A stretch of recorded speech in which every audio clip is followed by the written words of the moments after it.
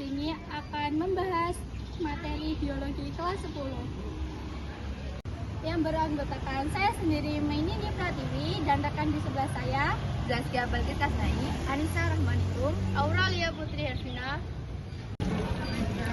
Di sini saya akan menyampaikan materi pertama, yaitu keanekaragaman hayati. Keanekaragaman hayati adalah keanekaragaman makhluk hidup manusia, hewan, tumbuhan, serangga, burung, dan mikroorganisme.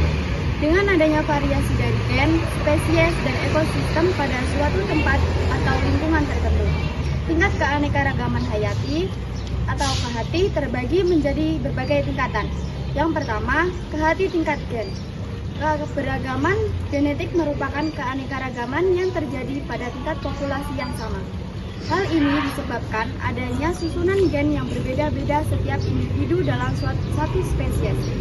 Keseluruhan materi genetik dalam suatu populasi disebut dengan genpool atau pusmanukan.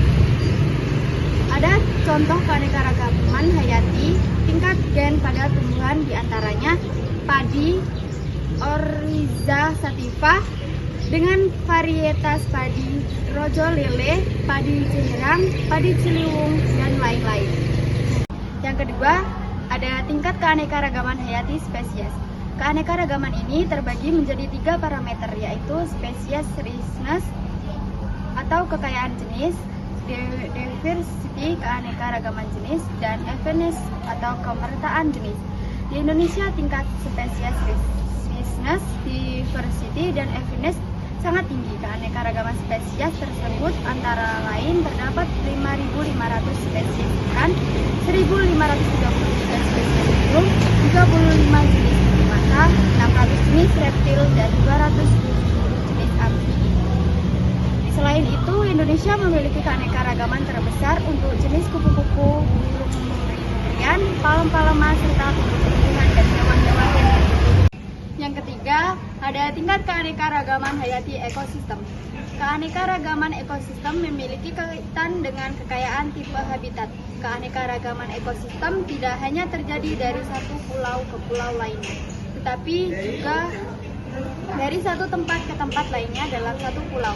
Contohnya adalah Pulau Jawa yang memiliki berbagai jenis ekosistem, mulai dari ekosistem laut pasir, mangrove, padang rumput, danau, hutan, daratan rendah, dan lain-lain.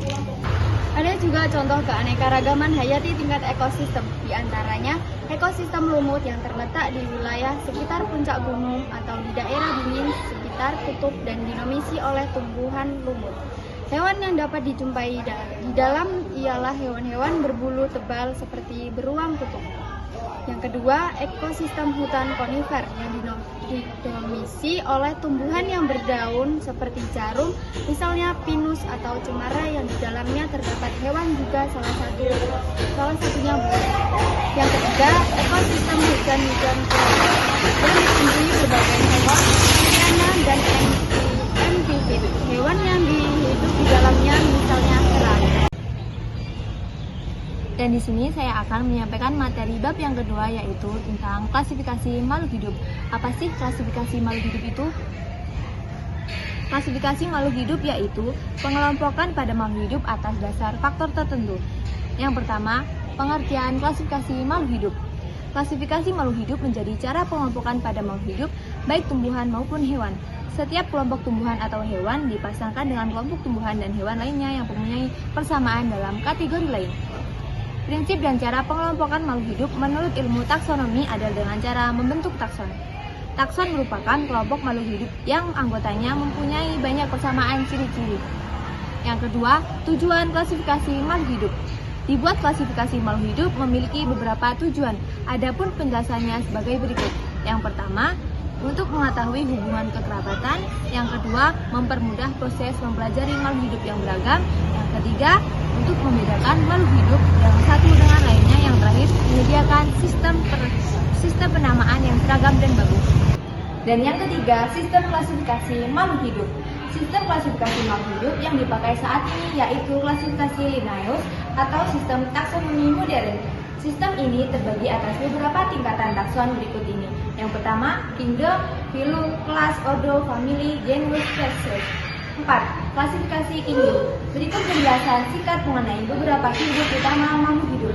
Yang pertama, kingdom Monera tersusun atas organisme bersel satu tanpa inti sejati. Contohnya seperti bakteri dan cyanobacteria. Yang kedua, kingdom Protista tersusun atas organisme yang tidak melakukan fotosintesis. Contohnya seperti jamur, ragi, dan kapang. Yang ketiga, kingdom Plantae tersusun atas tumbuhan yang melakukan fotosintesis, contohnya seperti lumut, paku-pakuan, serta tumbuhan berbiji.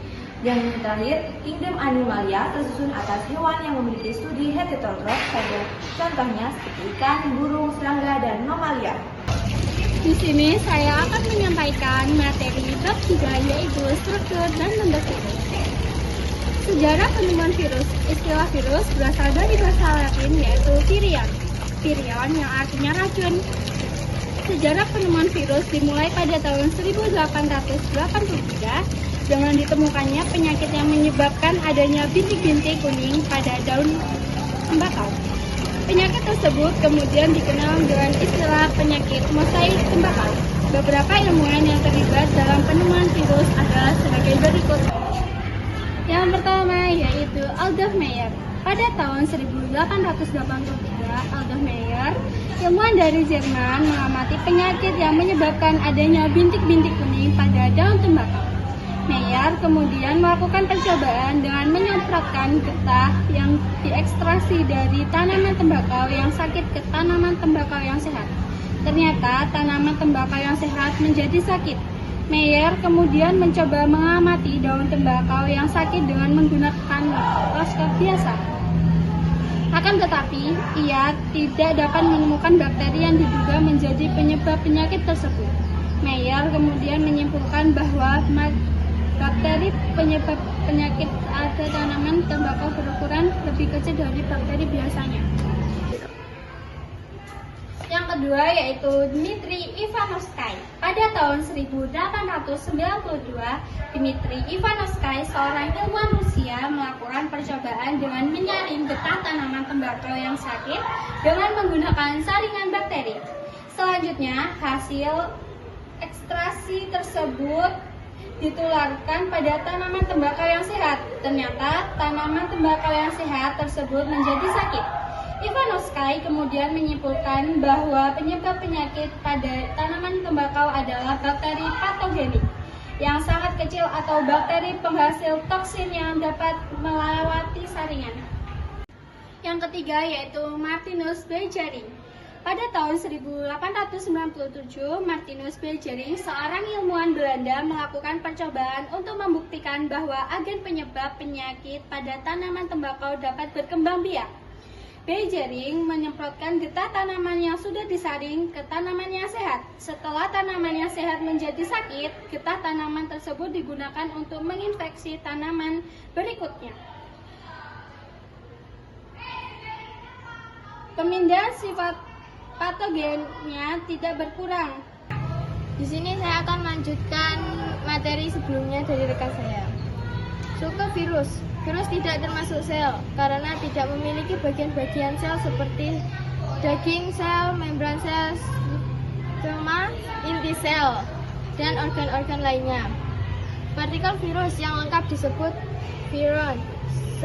Secara umum, struktur virus diwakili oleh partikel yang berbentuk seperti huruf T. Strukturnya yaitu kepala. Kepala merupakan bagian dalam kepala virus berisi asam nukleat, sedangkan bagian luarnya diselubungi oleh kapsid. Kepala virus berbentuk viroher dengan jenis asam nukleat DNA. Bagian leher. Leher merupakan bagian yang menghubungkan kepala dan ekor. Leher juga menjadi saluran keluarnya asam nukleat menuju ekor. Ekor merupakan bagian yang berfungsi untuk menempelkan pada sel insan. Ekor terdiri atas serabut ekor dan lempengan dasar. Bentuk virus. Virus memiliki bentuk yang bermacam-macam seperti batang, bulat, oval, bulanam. A. Bentuk batang misalnya TME. B. Bentuk batang dengan ujung oval seperti peluru. C. Bentuk bulat misalnya seperti HIV. D. Bentuk filamen misalnya seperti virus Ebola. E. Bentuk piloheral misalnya seperti virus. F. Bentuk seperti huruf T misalnya bakteri flu, yaitu virus yang menyerang bakteri Escherichia coli.